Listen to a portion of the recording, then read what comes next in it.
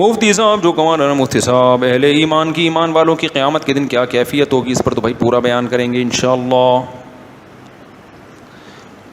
نظر نیاز کس نے کی، کیوں کی؟ اگر کھانا ہم تک کسی بھی طرح سے پہنچ جائے تو ہم کیا کریں جبکہ ہمیں بھوک بھی لگی ہوئی ہو؟ بھائی یہ جو نظر نیاز کے کھانے آج کل چل رہے ہیں، یہ شرک اس صورت میں ہوں گے کہ اس بزرگ کے نام پہ جانور قربان کیا جائے یا بزرگ کے نام پہ صدقہ کیا جائے۔ اگر صدقہ اللہ کے نام پہ ہو رہا ہے، جانور اللہ کے نام پہ ذبح ہو رہا ہے، مقصد یہ ہے کہ اس کا گوشت صدقہ کر کے ثواب بزرگ کو پہنچ جائے، تو یہ شرک نہیں ہے۔ البتہ مخصوص دنوں میں اس طرح کی حرکتیں کرنا یہ بدعت بہرحال ہے۔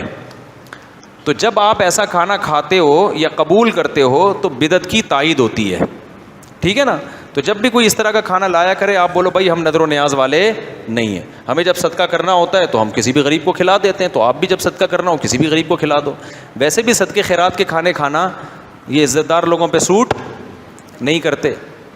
میں نے اپنے واقعہ بتایا نا، ایک صاحب میرے گھر روزانہ جمعرات کو کوفتے لاتے تھے، ہم بھی پھوڑ دیتے تھے، بڑے مزے کے کوفتے تھے وہ۔ ایک دن میں نے کہا آپ ہر جمعرات کو پابندی سے لاتے ہیں؟ تو انہوں نے کہا میرے ابا کا انتقال ہوا تو ان کے اصالہ ثواب کے لیے میں جمعرات کو۔ ابے میں نے کہا یار ابا کے ثواب کے لیے مجھے کیوں کھلا رہا ہے بھائی، ہمارے پاس اللہ کا دیا بہت کچھ ہے بھائی، تو عزت دار آدمی تو نہیں کھائے گا نا ایسا کھانا۔ اللہ کرے ہم عزت دار ہوں، میں کوئی دعویٰ نہیں کر رہا کہ ہم کوئی بڑے خاندانی ہیں، لیکن یہ کہ کوشش تو یہی ہوتی ہے کہ خاندانی کام کریں۔ تو میں نے کہا بھائی یہ کوفتے پھر مجھے نہیں کھلاؤ بھائی، کسی غریب کو کھلا دو جا کے۔ اول تو ہر جمعرات کو پابندی سے نکالنا یہ خود ایک بدعت عمل ہے۔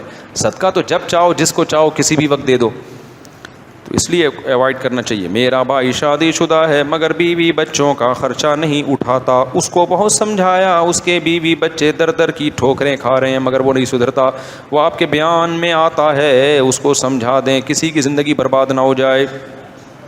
نبی صلی اللہ علیہ وسلم نے حجۃ الوداع کے موقع پہ جو خطبہ دیا ہے نا وہ انتہائی اہم ہے، کیونکہ وہ آپ کا آخری خطبہ تھا اتنے بڑے پیمانے پر۔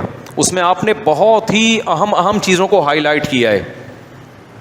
ان میں آپ نے جو بہت اہم چیزوں کو ہائی لائٹ کیا، ان میں ایک اہم حکم استوصوا بالنساء خیرا۔ آپ نے فرمایا عورت کے بارے میں میری وصیت قبول کرو کہ اس کے ساتھ اچھا سلوک کرو۔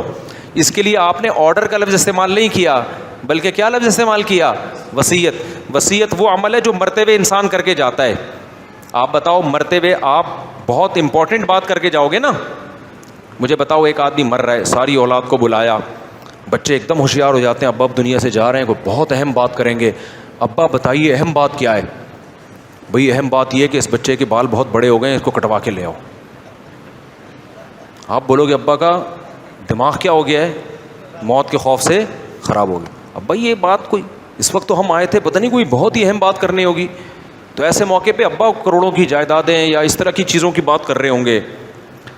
تو سید الانبیاء اور آخری نبی، اب آپ کے بعد کوئی نبی نہیں آئے گا، ان کا آخری خطبہ، اس میں آپ انتہائی امپورٹنٹ چیزیں جو ہوں گی اس کو ہائی لائٹ کریں گے۔ اتنا بڑا مجمع بھی کبھی نہیں نبی صلی اللہ علیہ وسلم کی خدمت میں آیا خطبہ سننے کے لیے جتنا حجۃ الوداع کے موقع پر تھا۔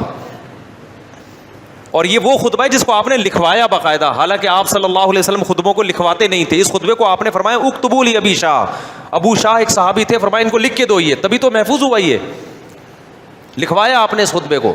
اس میں فرمایا استوصوا بالنساء خیرا، عورت کے ساتھ اچھا سلوک کرنا ہے، یہ میرا آرڈر نہیں ہے بلکہ میری وصیت ہے، اس کو بہت اہمیت سے لو۔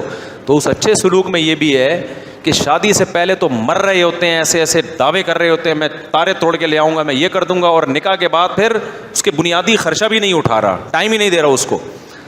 ایسے شادی شدہ لوگ سارا دن ساری رات گٹر کے ڈھکن پہ دوستوں کے ساتھ بیٹھا گپے مارتا رہے گا، تو بری حرکت ہے بھائی۔ دوستوں کے ساتھ سارا دن گپے مارنے کا کوئی ثواب نہیں ملتا۔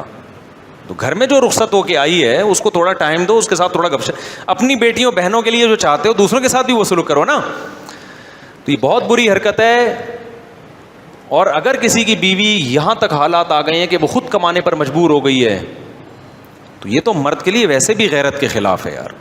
مرد مر جاتا ہے اس پہ نہیں آتا کبھی، وہ کہتا ہے بھائی میں کدال چلاؤں گا لیکن بیوی کو مجبور نہیں ہونے دوں گا کہ وہ جا کے لوگوں کے گھروں سے پیسہ مانگے یا وہ ملازمت کر کے پیسہ کمائے۔ تو عزت دار لوگوں کی زندگی جینا سیکھو بھائی۔